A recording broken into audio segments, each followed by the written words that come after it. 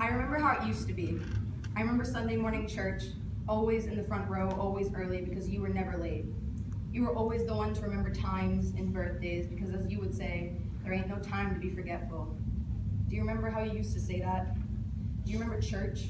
All the prayers for good health and happiness seem to have gone unanswered, because this disease has erased so much. Erased memories from scrapbooks and members of families, and I don't mean that metaphorically.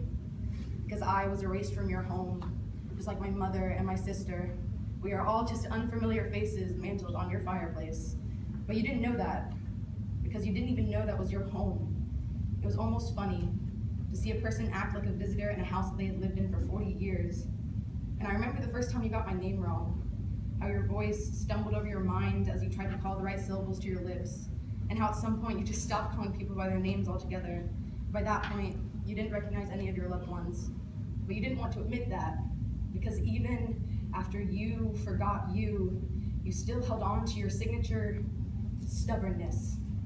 Never would confess you were really sick at all, but instead just danced around it. Like you were performing a one-person tango you didn't quite know the steps to.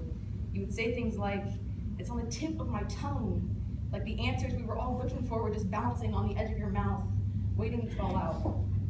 But I remember one of the last times I saw you, by then in a bed, or by then in a home that truly was unfamiliar. You laid in a bed, not your bed, but instead someone else's, someone else who was made up of frail bones and an absent mind. I found it so ironic, how for so long I was the one that was deemed unrecognizable, but now you were the stranger.